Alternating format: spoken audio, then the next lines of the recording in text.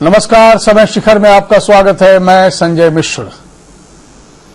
पटना ही नहीं, पूरे बिहार में बारिश और नदियों के पानी के कारण त्राहिमाम की स्थिति है। राजधानी पटना है, इसलिए स्वाभाविक रूप से चिंता यहां के लिए थोड़ी ज्यादा है। नेता, मंत्री, गणमान्य व्यक्ति सब बाढ़ में घिरे हुए पाए गए और इन्हें रेस्क्यू भी किया गया। नाव कम है और इसी के सहारे फिलहाल काम चल रहा है। पूरे बिहार में भयावह बाढ़ जैसी स्थिति है। गनीमत है कि 4 घंटों से बारिश में थोड़ी राहत जरूर है, थोड़ी कमी जरूर है, लेकिन मौसम विभाग का अभी भी 48 घंटे का अलर्ट बना हुआ है, वो भी 34 जिलों के लिए। तो स्थिति बेहद खतरनाक है। मुख्यमंत्री एरियल सर्वे कर रहे हैं, केंद्र से मदद मांगे जा रहे हैं। भारी बारिश से हादसे भी हुए हैं, जानें भी गई हैं। झारखंड में भी हालात बहुत अच्छे नहीं है। कई जिलों में बाढ़ की स्थिति है, तो आखिर समाधान क्या है? हम अपने साथ जुड़ चुके मेहमानों से चर्चा करेंगे। पहले कुछ खबरें देख लेते हैं।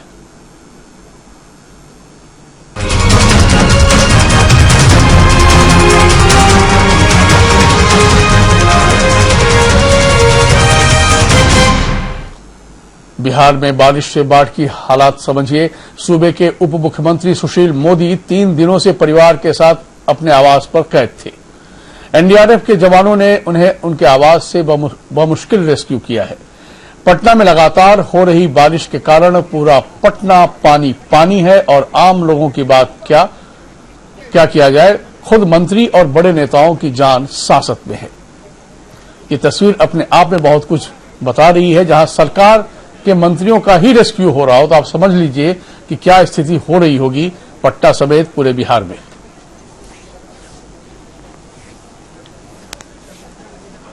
पटना का बारिश के कारण हाल ये हो गया है कि मगरमच्छ अब मिलने लगे हैं। राजेंद्र नगर इलाके में मगरमच्छ मिलने से लोगों में अफरा तफरी मच गई। एक तरफ लोग पहले से बाढ़ के कहर से परेशान हैं, दूसरी ओर पानी में मगरमच्छ के बहकर आने से लोगों के अंदर भय की स्थिति उत्पन्न हो गई है।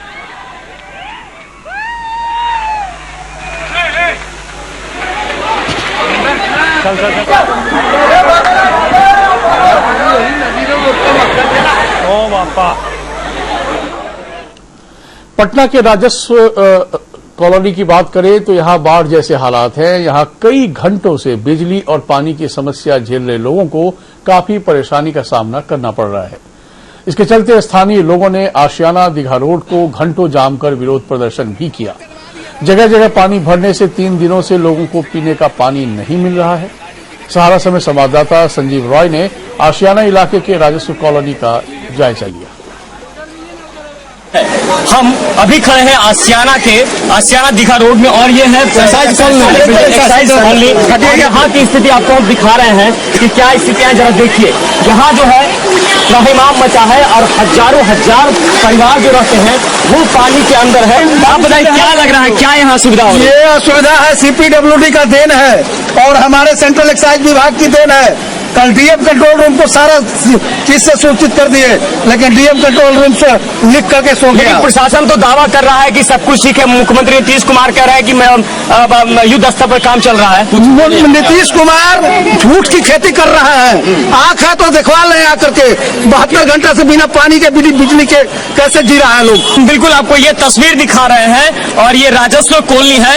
हजारों लोग यहाँ रहते हैं और जो पब्लिक कह रही है कि 3 दिनों से लाइट नहीं है और कोई सुविधा नहीं मिल रही है। तो हम प्रशासन से अपील करेंगे, हम जिलाधिकारी से अपील करते हैं कि इस इलाके में वो आए और यहाँ के लोगों को भी कुछ सुविधा मिले। ये सहारा समय के जरिए हम प्रशासन को अपील करते हैं। बात करेंगे तो पानी चाहिए क्वार्टर में, पानी पीने का पानी, नहाने का पानी समस्या। चलिए, पानी समस्या सबसे बड़ी समस्या पानी। जरा हम ऊपर कहेंगे, जरा लोगों को भी दिखाएं किस तरह से बच्चे जो पटना के राजेंद्र नगर में हुए भारी जलजमाव के कारण एक मंजिल तक मकान है जहां वहां पानी में डूब गया है और लोग भूख प्यास से बेहद परेशान हैं। वहीं लोग बड़ी संख्या में घर छोड़कर अब पलायन भी करने लगे हैं। रेस्क्यू किए गए लोगों का कहना है कि पिछले 3 दिनों से घर में वो कैद थे जिनका घर पानी में डूब गया है। उन्हें तो बाहर निकाला जा रहा है, लेकिन जो ऊपर की मंजिल पर फंसे हैं उनके सामने राशन पानी का संकट गहरा गया है।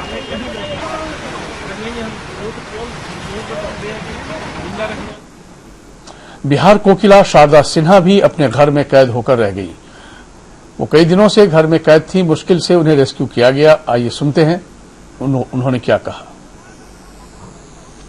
मैं खुद इस वक्त बहुत बुरी स्थिति में हूँ और हम लोग ऊपर रहना होता था और हम लोग नीचे शिफ्ट कर गए थे और घर में कुछ रेनोवेशन का काम था, वो चल रहा था और हम लोगों ने सारा वो सामान और सब नीचे ही था और वो अचानक से जो है वो पानी आने की वजह से ऐसा हो गया कि कुछ भी नहीं निकाल पाए और बहुत सारा सामान सारा कुछ समाप्त हो गया। नीचे का पानी का आप हाल देख सकते हैं कि मेरा ग्राउंड फ्लोर है, ये मेरा ग्राउंड फ्लोर है और इसकी हालत देखिए आप कि कहाँ तक पानी है यहाँ पे। और मेरे मेन मीटर में अब जो है वो बिल्कुल पानी पहुंचने वाला है। मीटर बॉक्स जिसमें वो कटआउट्स वगैरह होते हैं, जो बड़ा मीटर होता है घर का, उसमें पानी आने वाला है। अब पानी आ जाएगा उसमें और हम लोगों का लाइन जो है वो इसलिए हम कट किया हुआ है। हमारे वो टंकी में ऊपर में जो टंकी होती है उसमें पानी नहीं है, बहुत कम पानी है। हम लोग बचा बचा के किसी तरह से खर्च कर रहे हैं। पीने का पानी हम लोगों का जो है वो नहीं। और भी कई तस्वीर हैं, अब आपको अपनी चर्चा के दौरान दिखाते रहेंगे बीच बीच। फिलहाल चर्चा में शामिल होते हैं इस वक्त पटना स्टूडियो और हमारे साथ केंद्रीय स्टूडियो में कई मेहमान मौजूद हैं। हम परिचय करा दें। पटना स्टूडियो में रामविलास प्रसाद, आप हम के आधिकारिक प्रवक्ता हैं, आपका बहुत स्वागत है। डॉक्टर संजय कुमार, आप राजनीतिक विश्लेषक हैं, आपका बहुत स्वागत है। हमारे सहयोगी मृत्युंजय कुमार हमारे साथ तमाम अपडेट लेकर मौजूद हैं, हम उनसे भी जानेंगे। और इधर हमारे साथ केंद्रीय स्टूडियो में माधव आनंद, आप आरएलएसपी के प्रवक्ता हैं, आपका बहुत स्वागत है। आनंद झा, आप बीजेपी के प्रवक्ता हैं, आपका बहुत स्वागत है। मृत्युंजय, पहले हम आपसे अपडेट ले लें कि जो तस्वीर निकल के आ रही है बेहद चिंताजनक है। एक तो पहली बात यह है, सरकार के जो अपने एफर्ट्स हैं वो भी नाकाफी दिख रहे हैं। सरकार केंद्र से गुहार लगा रही है, केंद्र मदद मुहैया कराएगा, ऐसी उम्मीद में नागरिक फंसे पड़े हैं। जो संसाधन वहां पर है लोगों के बचाव के लिए वो बेहद नाकाफी हैं, सिर्फ पटना में। और बिहार की यदि हम बात करें तो वहां जब यहां त्राहिमाम है तो बिहार के बाकी हिस्से में उन 15 जिलों का क्या हाल है वो हम आप समझ सकते हैं। तो पूरे विस्तार से अपडेट दीजिए कि क्या क्या अभी स्थिति वहां पर बनी हुई है।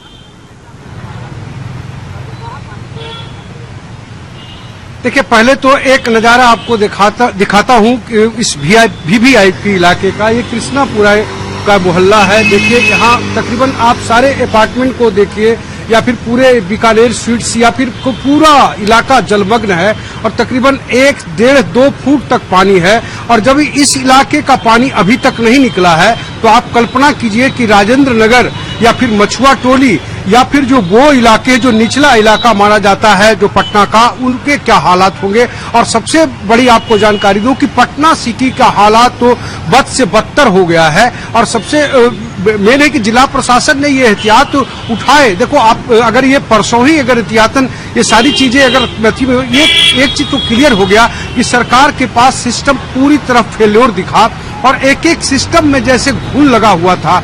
और दूसरी सबसे बड़ी बात है कि ये भी एक कलह खुली कि नाले की सफाई के नाम पर करोड़ों रुपए खर्च होते हैं बरसात के पहले, तो आखिर वो क्या हुआ, पानी क्यों नहीं पानी की निकासी नहीं हुई। और आप बताइए कि पहाड़ी संप हाउस पे इतना ज्यादा पानी भर गया कि पानी को डिस्चार्ज करने के लिए मना कर दिया गया। नतीजा क्या हुआ कि पानी से लबालब भरा हुआ था। कई लोग हैं, आप लोग भी आइए, थोड़ा हमसे शेयर कीजिए, आइए अपने फीलिंग को बताइए, आइए आप लोग भी आइए जरा। कई यहाँ लोग हैं, देखिए ये पूरा इलाका और सामने आप बोरिंग रोड जाता है ये इलाका। आप बताओ, क्या ये वीआईपी इलाका माना जाता है, क्या कहेंगे इस इलाके? पूरा तो पानी से डूबा हुआ है पूरा इलाका। वीआईपी क्या वीआईपी इलाका है, क्या कहेंगे हम कहेंगे सरकार को यही कि अगर साफ सफाई ढंग से हो जाए तो ये नौबत नहीं आएगी। पैसा जितना खर्चा होता है ढंग से साफ सफाई, तो नाला में सब तो कचरा भरा हुआ है, ये किसी ने नहीं देखा, खाली पानी में आ रहे लोग घूम के चले जा रहे हैं। ढंग से अगर इसको सफाई कर दे तो ये बहुत अच्छा सफाई होगा। अब पानी में लगने का नौबत कभी जिंदगी में नहीं आएगा। तो ये अच्छा, आप इसके पहले आप देखे थे इस तरह का जो नजारा था? नहीं, इस तरह का नजारा जो है पहले इतना नहीं देखे थे जितना लोग कहते हैं कि 75 में जो बाढ़ आई थी और इस बार जो आई है ये जो नौबत, ये इतने वर्षों के बाद आई है। लेकिन ये जो है ना, नाले में जितने तरह का जो है वो टूटा फूटा है, वो सही ढंग से उसका रिपेयरिंग। अच्छा, जिस घरों में पानी घुस गया है, जिन घरों में पानी घुसा है, वहाँ कुछ राहत सामग्री बांटा जा रहा है क्या? कुछ नहीं, उन लोग का तो कोई राहत नहीं, उन लोग घर में बंद है, शायद खाए कि नहीं खाए। हम लोग भी डरे, उतना हिल के नहीं जा रहे हैं। अपना फैमिली छोड़ के किनको देखने जाए? इतना फुर्सत तो किसी के पास है ही नहीं। सरकार को पास है तो सरकार शायद दे सकती है, लेकिन सरकार नहीं देखती है। थोड़ा सा हम कहेंगे जरा क्लोज करके, हमारे वरिष्ठ सहयोगी वरिष्ठ कैमरामैन है मुकेश महंत जी, जरा देखिए वो नजारा किस तरह का। कितने, अब देखिए वो बच्चा साइकिल लेके जा रहा है और बगल में ही ठीक चिल्ड्रन पार्क है, वो पूरी तरह डूब गया है। तो ये अपने आप में, और सबसे बड़ी बात है कि आश्चर्य की इस बात की है कि सरकार का सारा नुमाइंदे पटना में बैठे हुए हैं। हाँ, मैं सुन रहा हूँ। मृत्युंजय, आप पूरी बात कंप्लीट करें। चलिए, बहरहाल हम आपका स्पीड रुक करेंगे। हम समझ गए जो तस्वीर आप दिखा रहे हैं वो न केवल चिंताजनक है, बल्कि इस बात की चिंता ज्यादा गहरी होती है कि आखिर जब कुछ व्यवस्था ही नहीं बनी थी इससे पूर्व, तो ये तो होना ही था। बारिश तो होती है, सिर्फ पटना में नहीं, देश के तमाम हिस्सों में बारिश होती है, लेकिन जहां व्यवस्था चाक चौबंद रहती है वहां विश्वास मानिए बारिश का पानी बाहर निकल भी जाता है। लेकिन ये पटना है और पटना में त्राहिमाम है और त्राहिमाम पूरे बिहार में। खैर, क्या तस्वीर नजर आ रही है रामविलास प्रसाद जी? आप लोग तो पानी में से जूझते हुए स्टूडियो पहुंचे हैं, कुछ बताइए।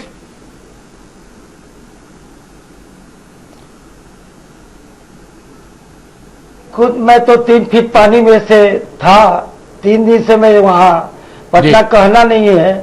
ये तो नीतीश कुमार जी का बहार है और बाढ़ का बहार है, और मोदी जी का ये कहना है कि एनडीए का राज है।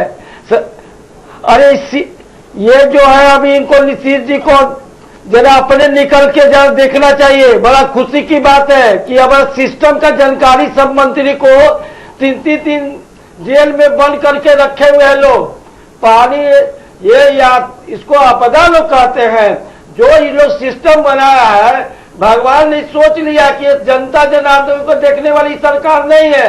इससे अच्छा कितना पानी बरसाओ कि सबको मंत्री सबको 3-3 दिन घर में रख के कैद कर दो। उसी में सुशील कुमार मोदी जी भी पकड़ा गए हैं, आज उनका परिवार सहित निकले। अरे IAS IPS को संजय भाई लोग, आप लोग कैमरा में दिखा रहे हैं, जरा अदालत घर के झोपड़ी पट्टी को दिखाइए, जहाँ वो 3 दिन से 4 दिन से खाना नहीं खा रहा है। लोग झोपड़ी और सांप तैर रहा है, मौत की जिंदगी बस कमा रहे हैं। 50 आदमी मर गया है और नीतीश कुमार जी कहते हैं मौसम विभाग को दोषी ठहरा रहे हैं। चनकी बुखार हो जाता है, किसी को दोषी ठहराते हैं। नहीं, मैं समझ सकता हूँ दर्द सर। केसी त्यागी जी अब इनके महासचिव हैं। 1 मिनट संजय भाई, 1 मिनट सुन लीजिए। उन्होंने आज स्टेटमेंट दिया है कि इसमें नीतीश कुमार का कोई दोषी नहीं है, आपदा है। तो अन्य प्रदेशों में जो आ जाता है, मतलब बाढ़ आ जाता है या बरसात की पानी आता है, अगर इसकी सिस्टम ठीक रहता, पानी निकालने की व्यवस्था रहता, तो आज ये नमक नहीं आता।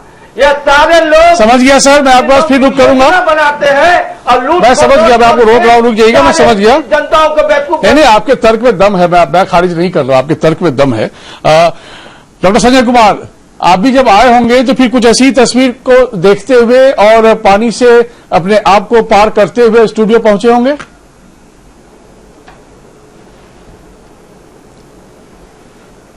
निश्चित रूप से, और डर लग रहा था कि कहीं गाड़ी बंद नहीं हो जाए, चूंकि जो पानी इतना 3-4 फीट ऊंचा पानी था और उसमें गाड़ी चल रही थी, और आगे सड़क चूंकि पता नहीं चल रहा था कि आगे गड्ढा है या सड़क में आगे और गाड़ी कैसे आगे बढ़ेगी, तो एक डर का वातावरण था। मैं 2 बातें बताना चाहता हूं।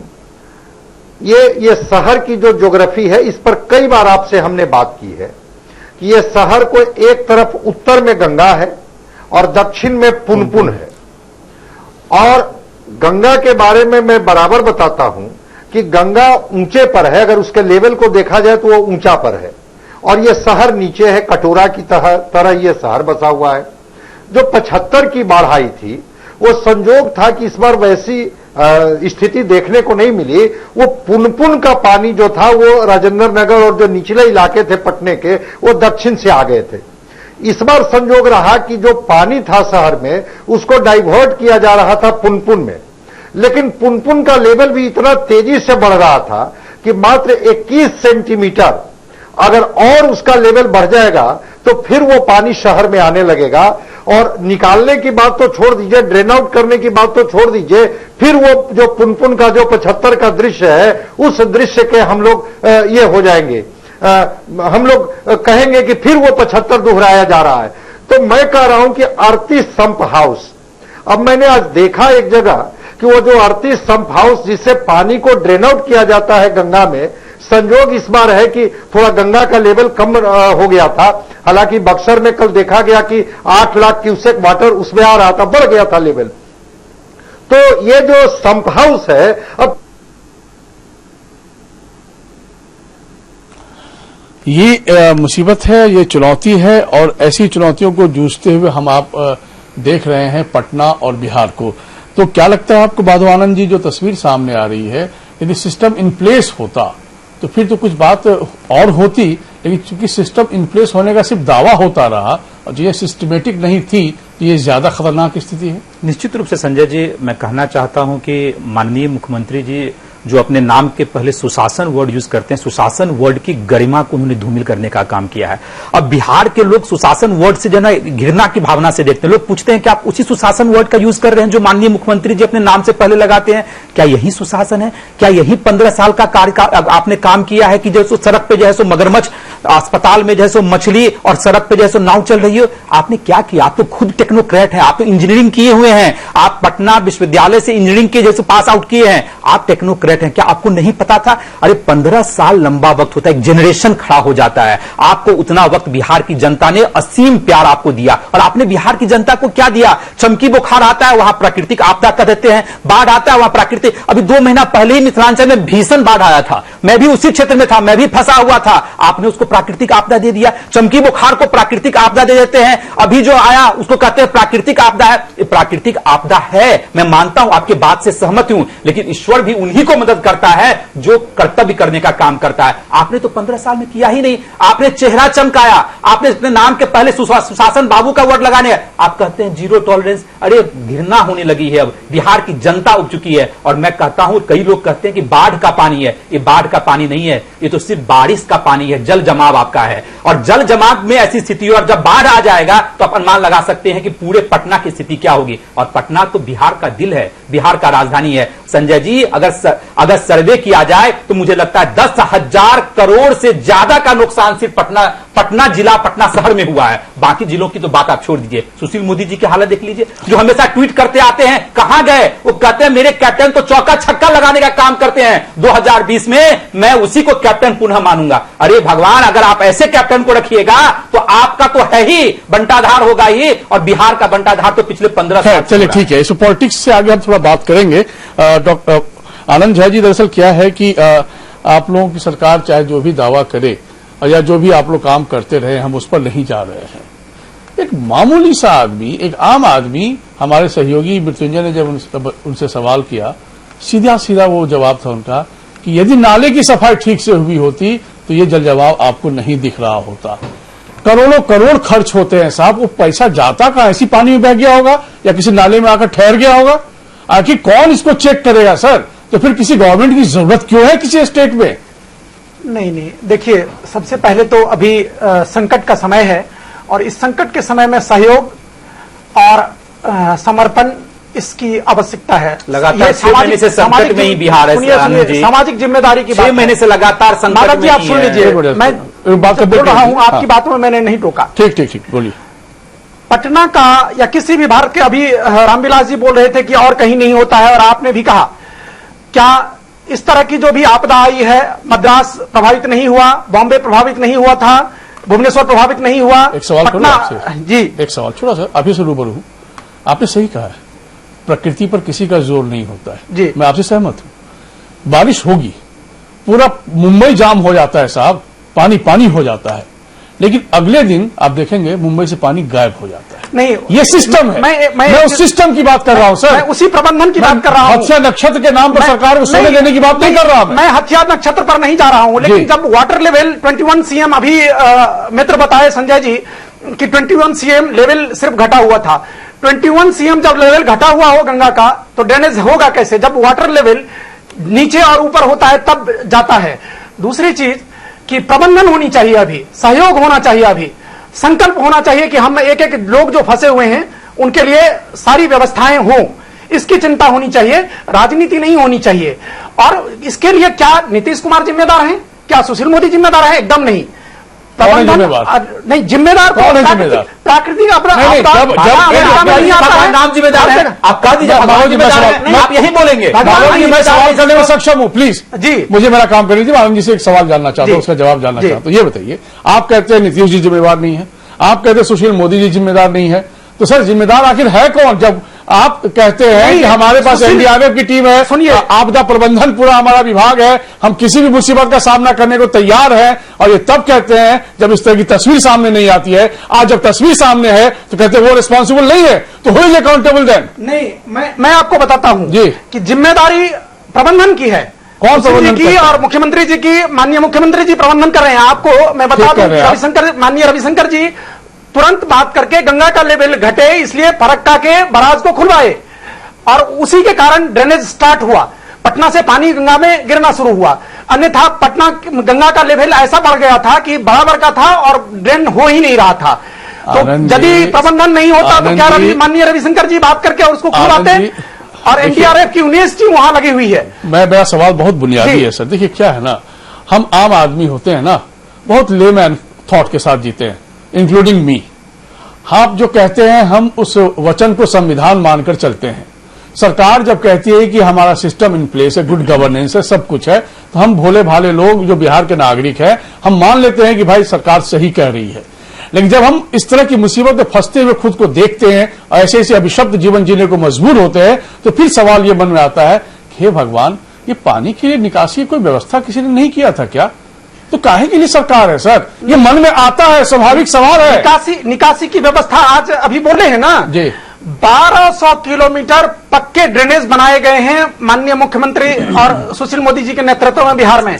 और पीछे जब हमारी सरकार बनी थी उस समय मैं आ रहा हूं, आपका ऑडियो भी म्यूट है। दूसरा सत्ता पक्ष का जवाब बताता हूं कि पूरी प्लानिंग पूरे भारतवर्ष में शहरों की प्लानिंग गटमट हो गई है।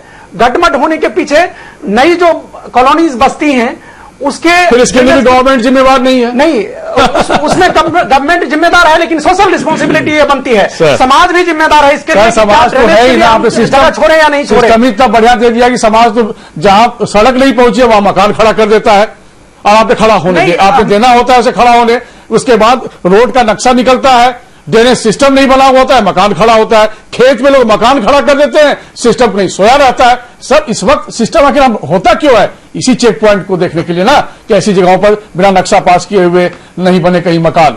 लेकिन जब बना देता है आज तोड़ने के लिए बुलडोजर भेज देंगे। मैं एक चीज और बताता हूं कि अभी कुछ दिन पहले अनधिकृत जो कॉलोनी बसी हुई थी छोटी सी, उसको पटना स्टेशन के पास हटाने की बात हुई, तो रात भर ये इन लोगों के जो नेतृत्व करता है तेजस्वी जी वहां झाल बजाते रहे, और वो अनधिकृत जगह को नहीं खाली करवाने दिए, जबकि कोर्ट का निर्णय था। मैं आपसे सहमत हूं। ये जो अनऑथराइज प्लेस पे जो लोगों ने बना रखा था, इनक्रोच कर रखा था, उसमें सरकार ने तब एक्शन लिया जब कोर्ट ने इंटरफेयर किया। सरकार ने कभी एक्शन नहीं लिया, वो देखती रही कि वहां पर अनऑथराइज कॉलोनी है, वहां जगह है। वही मैं कह रहा हूं, सरकार ने पहले बुलडोजर चलाया उस पर। वही मैं कह रहा हूं, अदालत के हवाले काम करते हैं। होनी चाहिए। अभी सबसे ज्यादा जरूरी है प्रबंधन। ठीक, अब प्रबंधन के लिए अपडेट लेता हूं सर, जिम्मेदार है और सरकार को करनी चाहिए। ठीक, मैं अपडेट लेता हूं। मृत्युंजय जरा ये बताइए कि राज्य सरकार ने केंद्र से गुहार लगाई है, उसमें कई नावों की बात है और हेलीकॉप्टर को आने की बात है, फिर डी वाटरिंग सिस्टम उस पर वहां टेक्नोलॉजी लागू हो, इसकी बात है। कहां तक क्या पटना को मिल पाया और बिहार के बाकी हिस्सों को?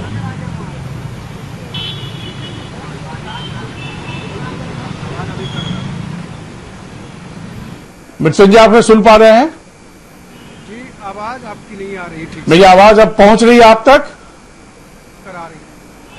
यदि मेरी आवाज पहुंच रही है तो बहुत संक्षेप में बताया कि नीतीश सरकार ने केंद्र से जो गुहार लगाई है, नाव की, हेलीकॉप्टर की, डी वाटरिंग सिस्टम की, टेक्नोलॉजी की, जो कोयला खदान में जिसका इस्तेमाल होता है, ऐसा वहां पे आया ताकि पानी बाहर निकले, तो वो अब तक कुछ हो पाया है क्या? लगता है फिर हमारी आवाज मृत्युंजय नहीं पहुंच पाई क्या? हाँ? मृत्युंजय जी आप जुड़ गए हैं, एक बार आखिरी बार मैं आपसे सवाल पूछ रहा हूं, नहीं तो मैं आपको ऑफ एयर कर दूंगा इस वक्त, क्योंकि टेक्नोलॉजी में जिस टेक्नोलॉजी की बात हम जानना चाह रहे हैं, बिहार जानना चाह रहा है, वो ये बताएं। आवाज नहीं आ रही थी। नहीं, अब आ रही है, अब आ रही है। देखिए थोड़ी, हाँ अभी जस्ट आई है। हाँ, ये बताइए क्या वहां पर प्रोवाइड किया गया है?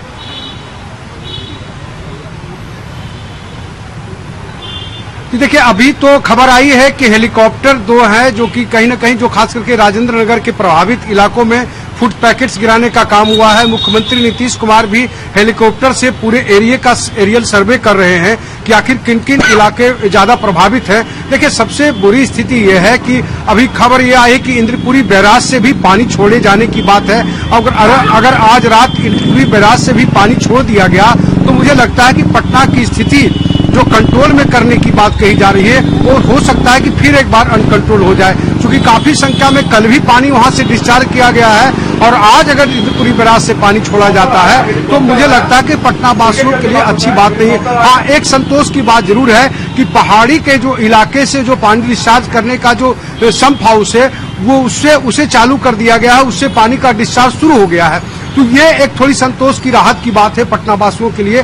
लेकिन सबसे दुखद पहलू पुनपुन है। पुनपुन को लेकर सरकार खुद भी काफी चिंतित है। लेकिन देखिए कई ऐसे खोज हैं जिसमें सिर्फ सरकार तो जिम्मेवार है ही कि आखिर नाले की सफाई हुई तो कैसे हुई, क्यों नाला चौक कर जा रहा है। अभी हम यहाँ खड़े हैं, आप बताइए कि ये इलाका, मुझे लगता है कि इस इलाके में कहा जाता है कि काफी व्यवस्था रहती है, सरकारी व्यवस्था रहती है।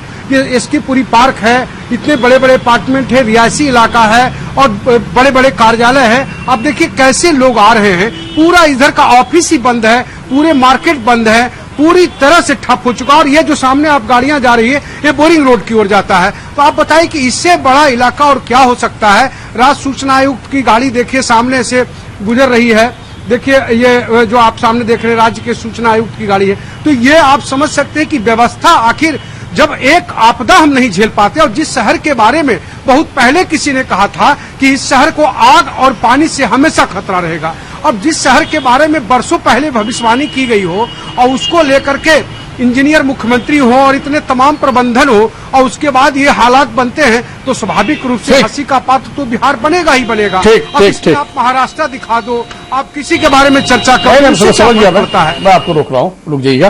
डॉक्टर संजय कुमार, दरअसल ये पूरा मामला जो है कहीं न कहीं फंसता वहां पर है जहां आप समय रहते प्रबंधन पर ध्यान नहीं देते हैं, या फिर आपने ध्यान देने की कोशिश भी की तो वो जरिया रहा होगा उस सिस्टम के जरिए जहां की सही मायने में सिस्टम फंक्शन में नहीं था।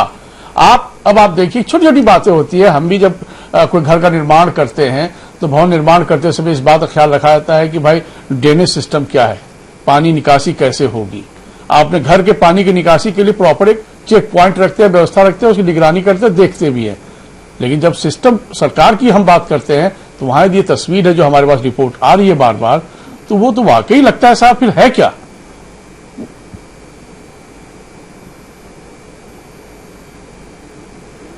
अरे पटना को जो लोग नजदीक से देखे होंगे आपको जानकर के आश्चर्य होगा, ये हड़प्पा और मोहनजोदड़ो की भी सभ्यता जब विकसित हुई थी तो नालियों की व्यवस्था कितनी अच्छी थी। आप पढ़े होंगे किताब में और मैं भी पढ़ा हूं कि नालियों का निर्माण कैसे हुआ। पटना के बारे में आपने ठीक दोहराया कि यहां पर पहले लोग घर बना लेते हैं, अगर आधे कट्ठा जमीन है उस पर 5 मंजिला घर बन गया, कोई देखने वाला नहीं है। उस घर के बाद जब 4-5 घर बन गए तो एक सड़क बन गई, सड़क बन और जब पानी वहां लॉगिंग होने लगा तब वो लोग कहते हैं कि अब यहां पर नाले का निर्माण होना चाहिए। मतलब आबादी पहले बसती है, सड़क बनती है और उसके बाद फिर वो नाली और नाले की बात करते हैं। मैं बता रहा हूं बार बार कि यह गंगा का प्लेन का इलाका है। आनंद झा जी बता रहे थे महाराष्ट्र और मुंबई वो प्लेटू पर है, दिल्ली प्लेटू पर है, वो पठारी इलाका है, वहां का पानी नेचुरली भी ड्रेन आउट करता है। आप गंगा के मैदान में हैं और उस गंगा के मैदान में भी जो आपका लेवल है वो काफी नीचे है। तो जब आप नीचे हैं और दो तरफ से नदियां आपको हैं, एक तरफ से गंगा और एक तरफ से पुनपुन और बगल में सोन, जिसकी चिंता भी मृत्युंजय जी जता रहे थे कि अगर इंद्रपुरी बैराज से पानी खोला गया तो सोन का भी जब पानी फ्लश करेगा मनेर के नजदीक में, तो फिर गंगा अपना और विकराल रूप दिखाएगी। मैं कह रहा हूं कि आपका ड्रेनेज सिस्टम है ही नहीं। अगर ड्रेनेज सिस्टम होता, संप हाउस से पानी को उलीच करके अब गंगा में डालते हैं। अगर वो ड्रेनेज सिस्टम प्रॉपर होता और जो नाले भी हैं उन नालों को ढक दिया गया, अब वो प्रॉपर पानी का वो ड्रेन आउट कर रहा है कि नहीं कर रहा है, ये देखने वाला भी कोई नहीं है। तो ठीक है, एक बात से मैं सहमत हूं कि जब एक दिन में 150 मिलीमीटर वर्षा होगी, एक दिन में 172 मिलीमीटर वर्षा होगी, तो वाटर लॉगिंग तो होगा। लेकिन अगर 172 मिलीमीटर और 150 मिलीमीटर वर्षा हो रही है, तो कम से कम 100 मिलीमीटर पानी तो ड्रेन आउट हो जाए। 50 मिलीमीटर ये वाटर लॉगिंग करेगा। आज मैं सुबह में पटेल नगर में एक अपने रिश्तेदार जो बीमार थे उनको मैं लाने गया, मैं विद्युत कॉलोनी से आगे नहीं बढ़ सका, क्योंकि उसके बाद लोगों ने कहा कि केवल ट्रैक्टर ही जा सकता है, आपकी गाड़ी भी फंस जाएगी, आप भी फंस जाइएगा, और किसी तरह से उनको हमने निकाल करके लाया। ये स्थिति पटेल नगर जैसे वीआईपी इलाके का है, एसकेपुरी का है, और राजेंद्र नगर जो कि नीचे है। इस ग्राउंड रियलिटी को एडजस्ट करना पड़ेगा सही तरीके से। देखिए संभव है, मैं समझ गया से रोक रहा हूं। माधव आनंद जी, आप बताइए कि एक स्थिति ये है जो वर्तमान में हम झेल रहे हैं, सरकार अपनी ओर से राहत पहुंचाने का काम भी कर रही है, कोशिश भी कर रही है, प्रबंधन अब पूरे तौर पर एक्टिव मोड में है, सब अच्छी बात है। ये वक्त भी गुजर जाएगा, लेकिन जब ये वक्त थम जाएगा, गुजर जाएगा, और जब चीजें सामान्य हो जाएंगी, तो सोच भी हमारी वहीं थम जाएगी क्या? निश्चित रूप से संजय जी, आपने सही कहा। अभी तक यही होता आ रहा है, यही है बिहार की विडंबना कि आज बिहार मेरा, पहले हम लोग बचपन में पढ़ा करते थे कि बिहार बीमारू प्रदेश, और मैं अभी भी कहने में मुझे कोई हिचकिचाहट नहीं है कि बिहार में तो बीमारू प्रदेश ही है। और बड़ी आशा थी, अरे सेंट्रल गवर्नमेंट जहां प्रचंड बहुमत की सरकार हो, स्टेट में भी अपनी सरकार हो, डबल इंजन की सरकार हो, और कोऑर्डिनेशन भी देखिए। मैं कहता हूं संजय जी, आप कहेंगे कि मैं विपक्ष में हूं इसलिए मैं बोल रहा हूं, चमकी बुखार में भी हम लोग आपके चैनल के माध्यम से, तमाम अन्य चैनल के माध्यम से हम लोग उठाते रहे। माननीय मुख्यमंत्री जी, प्रधानमंत्री जी, बातचीत तक भी नहीं होती थी। लोकसभा का सत्र चल रहा था, प्रधानमंत्री जी ने एक बार भी जिक्र नहीं किया चमकी बुखार के कारण। उस क्रम में 2 बार उन्होंने संबोधन किया, लेकिन नहीं जिक्र किया। तो आप अनुमान लगाएं कि बिहार की जनता के साथ कितनी बड़ा अन्याय हो रहा है। वही प्रधानमंत्री को बिहार की जनता ने इतना प्यार दिया, मुझे नहीं लगता है कि आने वाले इतिहास में किसी भी नेता को इतना प्यार बिहार की जनता देने का काम करेगी। लेकिन आज बिहार मेरा चमकी बुखार से मरता है। कहते हैं कि कुदरत की देन है। अरे भगवान, प्रधानमंत्री जी तो टेक्नोलॉजी में विश्वास करते हैं, पूरे वर्ल्ड का भ्रमण कर चुके हैं। ऐसी कौन सी बीमारी है जिसका आप पता नहीं लगा सकते हैं, लेकिन इनकी नियति सही नहीं है। जब नियति नहीं सही होगा तो विकास कहां से आ पाएगा? संजय जी, माधव जी, आपको मैं धन्यवाद करूंगा, क्योंकि आपको जाना है कहीं और, आपकी व्यस्त जी, बहुत बहुत धन्यवाद। और कुछ खबरें देख लेते हैं, फिर उसके बाद हम चर्चा में शामिल होंगे। बारिश के बाद पटना के मंडी में सब्जी के भाव में आग लगी हुई है। मंडी में सब्जी तो है, लेकिन ग्राहक नदारद है। जायजा लिया हमारे सहयोगी संजीव रॉय ने।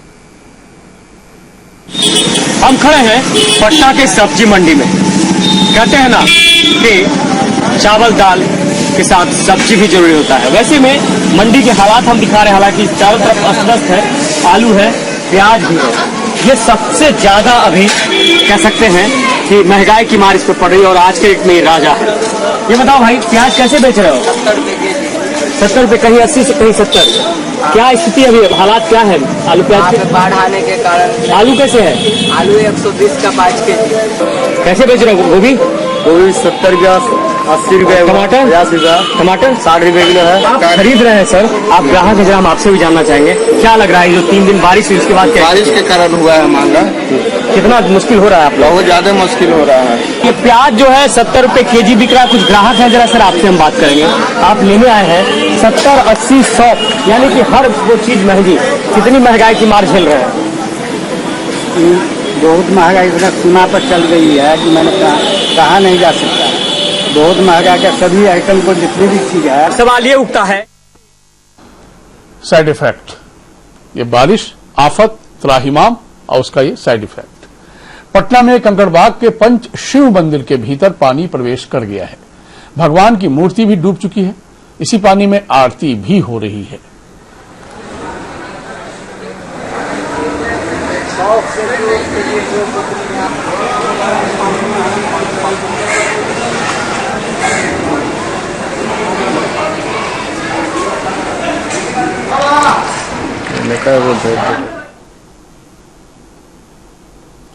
पूरा मंदिर परिसर पानी में डूब चुका है। अब जो भी पूजा अर्चना होती है, क्योंकि मुहूर्त का सवाल है तो उसी में आरती का भी एक समय होता है, उस वक्त आरती होती है। लेकिन अब ये तस्वीर देखिए, भगवान भी पानी के में अभी लगभग डूबे हुए हैं।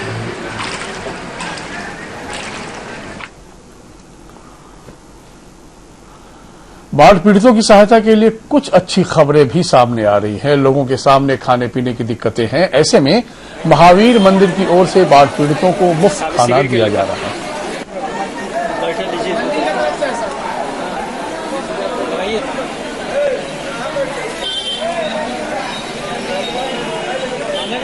मंदिर की तरफ से हो रहा है। खाने का व्यवस्था कहाँ से हो रहा है?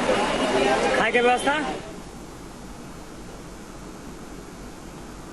पटना में कुल मिलाकर स्थिति भयावह है। बारिश और गंगा के पानी से डूबे पटना शहर को बचाने के लिए मुख्यमंत्री नीतीश कुमार ने केंद्र को त्राहिमाम संदेश भेजा है। राजधानी में फंसे लोगों को निकालने के लिए एयरफोर्स से हेलीकॉप्टर की मांग की गई है, जो अभी तक आधा रह गया है। राज्य सरकार से संदेश मिलने के बाद केंद्र सरकार भी हरकत में जरूर आई है। केंद्र को भेजे संदेश से अब ये साफ हो गया है कि पटना के डूबने के बाद से राज्य सरकार की सारी कोशिशें नाकाम हो गई हैं। अब तक पानी में फंसे लोगों को निकालने के लिए जेसीबी मशीन का इस्तेमाल भी हो रहा था। अब पहली बार एयरफोर्स के चॉपर की मांग की गई है। इसके अलावा राजधानी में जमे पानी को निकालने के लिए कोल माइंस से डी वाटरिंग मशीन मांगे गए हैं। आपदा विभाग के प्रधान सचिव ने कोयला मंत्रालय के सचिव से इस बारे में बात की है। ये मशीन काफी तेज गति से पानी निकालती है।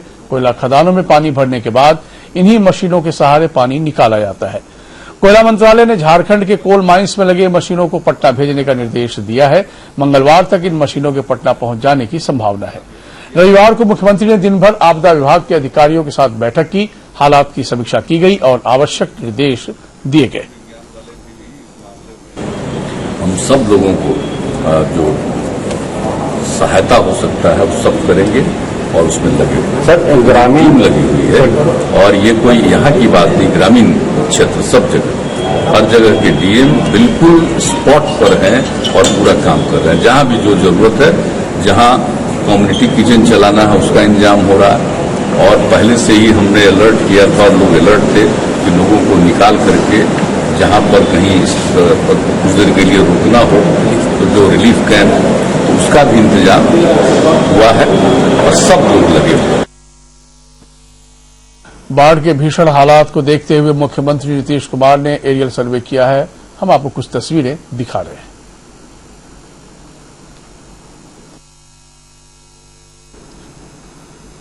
जाहिर है ये एरियल सर्वे के जरिए आकलन किया गया होगा कि कहां-कहां क्या स्थिति है और कितनी भयावह है। उस हिसाब से रेस्क्यू ऑपरेशन को आगे बढ़ाया जाएगा और तेजी से।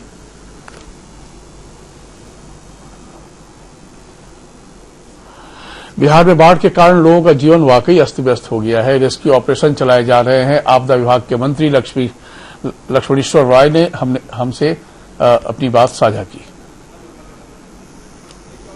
बिहार में लगातार हो रही बारिश से जनजीवन अस्त व्यस्त हो गया है और खासकर पटना की स्थिति बहुत ही नारकीय है। लाखों से अधिक लोग ऐसे हैं जो घरों में बंद हैं, कैद हो गए हैं। मेरे साथ आपदा प्रबंधन विभाग के मंत्री हैं लक्ष्मणेश्वर राय जी, से हम बात करना चाहते हैं कि आखिर क्या स्थिति है और सरकार ने अभी तक क्या क्या तैयारियां की है। सरकार के स्तर पर जो भी प्रभावित जिला है और हर जिला में जहां लोग फंस गए हैं उसको निकालने के लिए एसडीआरएफ एनडीआरएफ की टीम मौजूद है।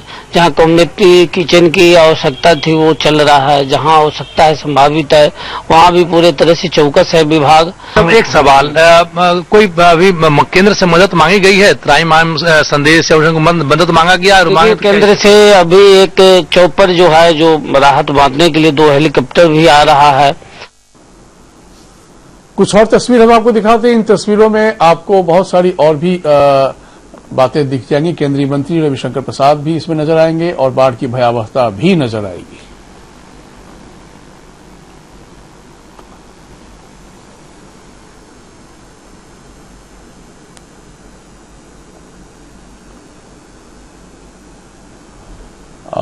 एनडीआरएफ और एसडीआरएफ की टीम लगातार रेस्क्यू ऑपरेशन कर रही है और मुसीबत में फंसे लोगों को सुरक्षित स्थानों पर पहुंचाया जा रहा है। बहुत लोग बीमार हैं अस्पतालों की भी हालत बहुत अच्छी सिर्फ इसलिए नहीं है क्योंकि अस्पताल परिसर में भी पानी पूरा प्रवेश कर चुका है। तो जैसे तैसे करके क्या बुजुर्ग क्या नौजवान सबकी हालत दयनीय बनी हुई है।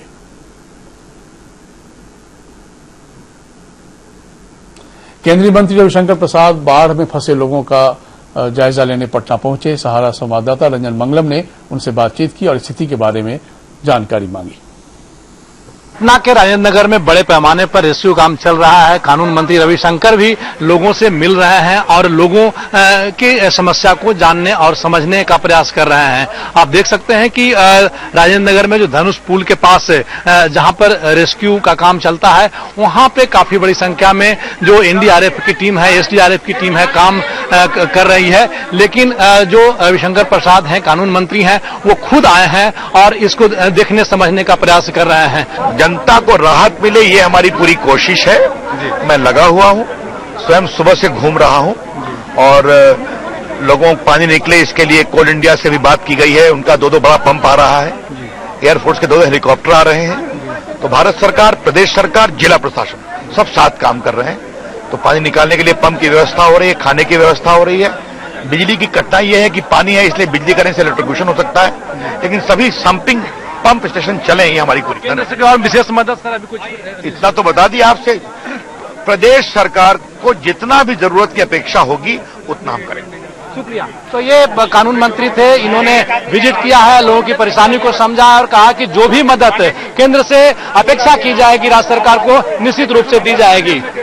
कैमरामैन महबूब आलम के साथ समय के लिए पटना से रंजन कुमार मंगलम।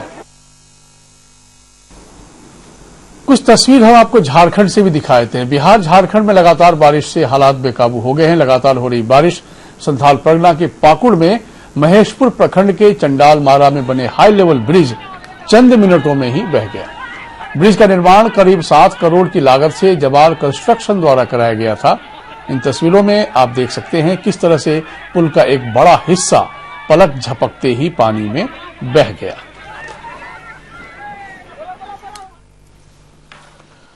जमशेदपुर में लगातार हो रही बारिश के चलते पूरा शहर जलमग्न हो गया है। इसके चलते चांडिल डैम के 9 फाटकों को खोला गया है। चांडिल डैम के जलस्तर में लगातार बढ़ोतरी हो रही है। अगर बारिश इसी तरह होती रही, जिसकी की बता दी प्रेडिक्शन कर दिया गया है कि अगले 48 घंटे तक ऐसी ही बारिश होगी तो स्थिति और भयावह हो सकती है। डैम ऑपरेटर के मुताबिक जैसे ही जलस्तर सामान्य होगा, गेट को वापस बंद कर दिया जाएगा। उधर डैम के फाटक खोले जाने से जमशेदपुर की दोनों नदियां स्वर्ण रेखा और खरकाई में बाढ़ का खतरा बढ़ गया है। उधर शहर के निचले इलाकों में हाई अलर्ट जारी कर दिया गया है। सभी निचले इलाकों के लोगों को सुरक्षित स्थानों पर जाने के दिशा निर्देश दिए गए हैं। चांडिल डैम का फाटक खोले जाने से घाटशिला और पश्चिम बंगाल के भी सीमावर्ती इलाकों में बाढ़ का खतरा बढ़ गया है। हमारे सहयोगी रांची से नवीन इस वक्त तमाम अपडेट के साथ मौजूद है। नवीन, आप डिटेल में थोड़ा समझाएं संक्षेप में, लेकिन कि जो झारखंड की स्थिति है वो भी बहुत शुभ संकेत नहीं दे रहा। जी देखिए संजय जी, अगर हम पटना और यूपी से तुलना करें तो निश्चित रूप से झारखंड की स्थिति उससे बेहतर अवश्य कही जा सकती है। बावजूद उसके जो है आप कह सकते हैं कि स्थिति यहां पर भी कई स्थानों पर डिटोरिएट की है। सबसे पहली बात अगर हम साहेबगंज की करें तो साहेबगंज के जो है निचले इलाके में गंगा का पानी लगातार घुसने से, चूंकि अभी जो आज के समय में लगभग खतरे के निशान से 1 मीटर ऊपर पानी बह रहा है। 83 गांव से प्रभावित है, लगभग 70,000 से ज्यादा लोग उससे प्रभावित हैं। लेकिन एक जो सकून देने वाली बात यह है कि किसी प्रकार की मौत की खबर नहीं। हालांकि दुमका में आज एक मकान के ढहने से 3 लोगों की मौत अवश्य हुई है, लेकिन वैसे मौत की सूचना जैसा कि बिहार और यूपी में आ रहा वैसी सूचना वहां पर नहीं है। अगर दूसरे जगहों की बात करें, घाटशिला की बात करें, जमशेदपुर की बात करें, तो निचले इलाके में अवश्य जो है बाढ़ का खतरा बना हुआ है, लेकिन स्थिति कहीं न कहीं अंडर कंट्रोल कही जा सकती है। एनडीआरएफ टीम को अलर्ट कर दिया गया है। लेकिन जिस प्रकार से पिछले 4-5 दिनों से लगातार जो बारिश हो जा रही थी उसका असर यहां पर देखने को मिला है। लेकिन सबसे बड़ी बात तो है कि जो जियोग्राफिकल कंडीशन है, जो भौगोलिक जो परिदृश्य है, वो झारखंड और बिहार का अलग है। क्योंकि पहाड़ी और जो है पठारी इलाके होने की वजह से थोड़ी देर के लिए निचले इलाके में बारिश के पानी हो या फिर अन्य जो पानी हो वो ठहराव अवश्य होता है, लेकिन धीरे धीरे वो जल्द से जल्द निकलने की कोशिश करता है। कमोबेश उसी प्रकार की स्थिति यहाँ पर देखने को मिल रही है। सबसे बड़ी बात यह भी है कि मानसून की जो स्थिति इस बार है वो काफी पिक्यूलियर दिखाई दे रही है, क्योंकि कई पैरामीटर है मानसून के क्रिएशन में, तो काफी कम्प्लेक्स सिस्टम है। अगर हम देखा जाए तो 1 जून को सामान्य तौर पर मानसून जो है केरल के कोस्ट पर टच करती है और 1 सितंबर से वो रिट्रीट करना शुरू हो जाती है। लेकिन अब चूंकि आज 30 तारीख के बावजूद उसके अभी तक मानसून के लौटने का जो है कहीं कोई आसार दिखाई नहीं दे रहा है। लेकिन मौसम विभाग ने आपसे थोड़ी देर पहले जो अपनी तरफ से जो बुलेटिन जारी किया गया, अगले 3-4 दिनों तक यहाँ पर भारी बारिश की संभावना नहीं है। यह एक सुकून देने वाली बात है और निश्चित रूप से उसका असर कहीं न कहीं देखने को मिला है। जो भी पानी कहीं जमा है वो निकलता दिखाई दे रहा है और अगले 3-4 दिनों तक में कहीं न कहीं लाइट फिर कहीं मॉडरेट रेन की संभावना है। बावजूद इसके अगर हम कहें तो इतने दिनों में पहली बार जो लोग हैं यहाँ पर बारिश होने का जो है कहीं न कहीं उसे आभास हो रहा है, वो महसूस कर रहे हैं। फिर भी अभी हम देखें अगर राज्य के सभी 24 जिलों की बात, मैं फिर रुक करूंगा नवीन आपके पास। रामविलास जी, दरअसल ये पूरी जो तस्वीर है जो थोड़ा परेशान कर रही है, वर्तमान पटना और बिहार के अन्य हिस्सों को बाढ़ और बारिश के पानी से डुबो दिया है।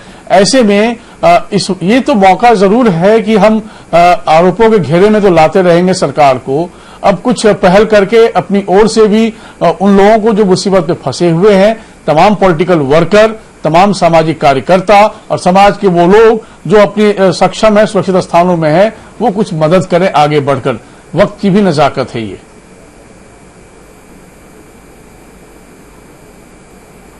संजय जी, मैं आपको थोड़ा सी बात बताता था, टेक्निकल चीज, कि ये जो ड्रेनेज जो नीचे पटना का अंडरग्राउंड बना हुआ है वो लगभग 1914 से बना हुआ है और वो ड्रेनेज जो है वो बहुत आज तक उसको पूर्ण रूप से सफाई नहीं किया गया। जहां अभी मृत्युंजय भाई जी ने आपको दिखा रहा था जो पानी का, वहां एक बच्चे का नाला में गिर जाने के कारण पटना नगर निगम ने 2 महीना तक उस बच्चे की खोज में ड्रेनेज का सफाई किया और उस मोहल्ला की स्थिति है। दूसरी चीज में ये जी कुछ तकनीकी दिक्कतें फंस जाती हैं। समिति की बैठक में, हाई लेवल की बैठक में 400 की योजना को ड्रेनेज को सफाई करने की योजना को इन्होंने पारित किया, बाकी आज तक उस योजना को इन्होंने कार्यान्वित नहीं किया। अगर शायद योजना का ये लोग कार्यान्वित कर दिए होते या सशक्त उस पर होता तो यह पटना की हालत अभी यह स्थिति नहीं होता, पानी की निकासी होते रहती। ये लोग कोई भी निर्णय पर, कोई भी पहल पर, निर्णय पर वो कार्यान्वित नहीं कर पा रहे हैं। अगर कार्यान्वित पटना नगर निगम कर दे तो हम लोग लगता है कि कुछ आंशिक संशोधन पटना के पानी में या ड्रेनेज पर हो जाता। ठीक, ये संजय जी बात जानने की मैं समझ गया सर, मैं समझ गया आपकी बात। दूसरी चीज है कि मैं ये बात सत्य है जी। हाँ, जहां तक मदद की बात है तो हमारे पार्टी के बहुत से लोग कार्यकर्ता हैं जो कंकड़बाग क्षेत्र में जो डूबे हुए हैं, जो झोपड़पट्टियों में फंसे हुए हैं, उनके मेरे पार्टी के द्वारा राहत की काम चलाया जा रहा है। दूसरा चीज एक संजय जी सलाह है मेरा, जो हेलीकॉप्टर से जो यहाँ राहत कार्य गिराया जा रहा है, बड़े बड़े मकानों के छत्ते पे गिराए जा रहे हैं, तो वो जो बड़े बड़े मकान तक ही सीमित रह जा रहा है, बाकी जो गरीब तबके के आदमी जो नीचे धरातल पर है उस तक राहत कार्य नहीं। ऐसा नहीं है, देखिए सरकार सिर्फ एक छत के लिए काम नहीं करती है। सरकार को इस बात का ख्याल होगा कि बहुत सारे गरीब हैं जो पानी में फंसे पड़े हैं, उनको भी रेस्क्यू एनडीआरएफ की टीम कर रही है जहां तक संभव हो पा रहा है। मैं आ रहा हूं आनंद जी आपके पास। और जहां नहीं संभव हो पा रहा है इसीलिए हेलीकॉप्टर की डिमांड की गई है, तो इसमें हम ये आपसे सहमत नहीं हो सकते हैं। ये बात सही है कि पटना में सिस्टम काम नहीं कर रहा था और इसी का नतीजा हम आ गई है।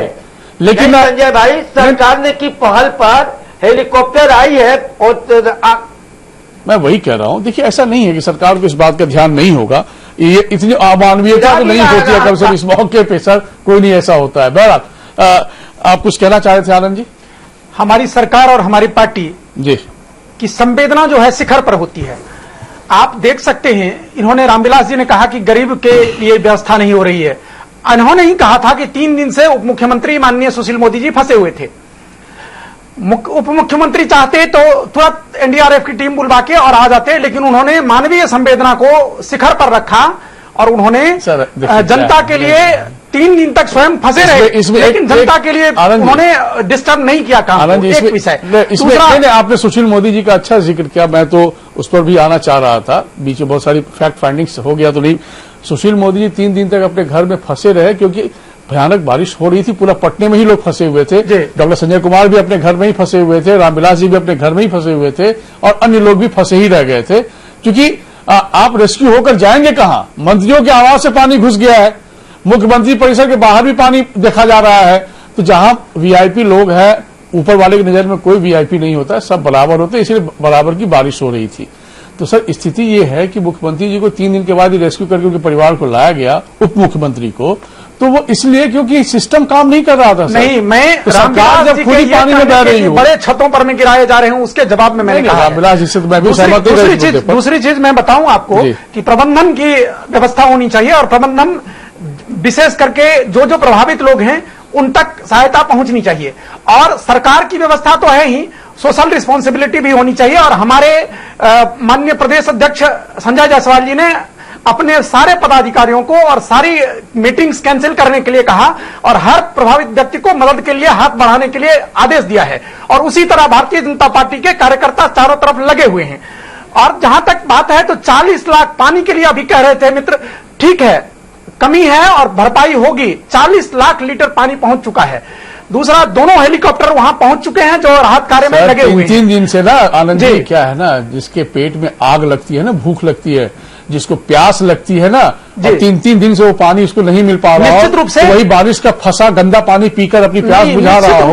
और ऐसे में ना हम ये नहीं कह सकते हैं कि जा रहा है आ रहा है, ये बात सही है कि सरकार की अपनी कोशिश हो रही है वर्तमान में, और सरकार आगे बहुत कुछ मुहैया भी करा देगी, लेकिन ये हमें आपको ये सोचना पड़ेगा आनंद जी कि जिस वर्तमान को हम आज जी रहे हैं उसका भविष्य क्या होगा।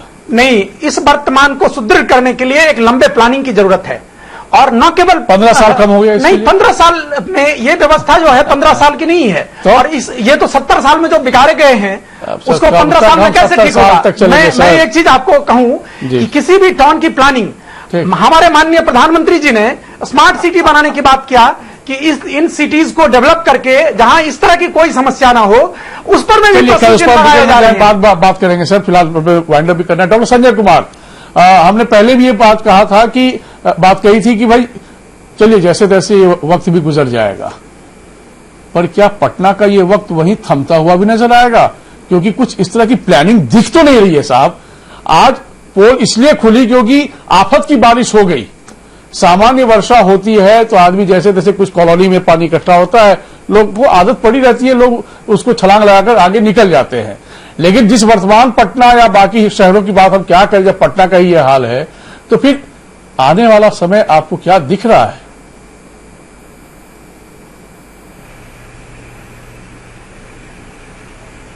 नहीं, अगर आनंद जी कह रहे हैं कि प्लानिंग की जरूरत है, तो कम से कम आज तो इन्होंने स्वीकार किया, और वास्तव में ये रिट्रीटिंग मानसून का टाइम है, इंपैक्ट है, और उस समय इंडियन मेट्रोलॉजिकल डिपार्टमेंट ने बजाबते अलर्ट जारी किया था कि भारी वर्षा की संभावना है, और वो वर्षा 150 से लेकर के 170-200 मिलीमीटर तक हो सकती है। तो मैं तो नहीं देख रहा हूं अब आगे कुछ हो जाए बेहतर, जिसमें कि वो पानी ड्रेन आउट हो जाए, जब ये सरकार को पता है कि ये शहर इस तरह की स्थिति में है और ये शहर से पानी। बहुत तरह की चुनौतियां हैं। चलिए जैसे तैसे ईश्वर से भी प्रार्थना है कि सिस्टम अपना पूरे तौर पर पक्के तौर पर काम करे ताकि लोगों को राहत मिले। जी हाँ बोलिए सर, बात कंप्लीट कीजिए। हाँ, मैं वही कह रहा हूं, ये तो बारिश का पानी है। अगर बारिश की जगह पर यह बाढ़ का पानी होता, चाहे गंगा का या पुनपुन का, और बारिश भी अगर साथ में रहती, माने बारिश का पानी, आप कल्पना कर सकते हैं कि शहर का क्या होता। तो मैं तो कह रहा हूं, चाहे वो मुख्यमंत्री जी हो, चाहे मुख्यमंत्री जी की सहयोगी जो पार्टियां हैं, इस टाउन को प्लान करें। केवल वो बुद्ध की बात दोहरा देने से कि ये शहर को हमेशा आग और पानी से खतरा। चलिए सर, बहुत शुक्रिया। मकान समय इजाजत नहीं दे रहा है, मुझे वाइंड अप करना है। आपका बहुत धन्यवाद डॉक्टर साहब, बहुत धन्यवाद रामविलास जी, बहुत धन्यवाद आनंद जी, आपका बहुत धन्यवाद नवीन, तमाम अपडेट देने के लिए। तो त्राहिमाम की स्थिति तो है ही, त्राहिमाम, लेकिन इस त्राहिमाम से पार पाना भी जरूरी है। सिस्टम काम कर रहा है, राहत पहुंचाई जा रही है, लेकिन राहत में बहुत सारे अवरोधक अभी भी हैं। दूर दराज के इलाके में कई लोग फंसे हैं, तो सिर्फ फंसे हुए हैं, और एक बड़ी आबादी जो गरीब है वो इंतजार कर रही है उस रेस्क्यू की, उस राहत की। हमें भी इंतजार है, हम आपको लगातार अपने चैनल के जरिए अपडेट करा रहे हैं, तमाम तस्वीरों से रूबरू करा रहे हैं, तमाम खबरों से हम रूबरू करा रहे हैं। फिलहाल समय शिखर में इतना ही। नमस्कार।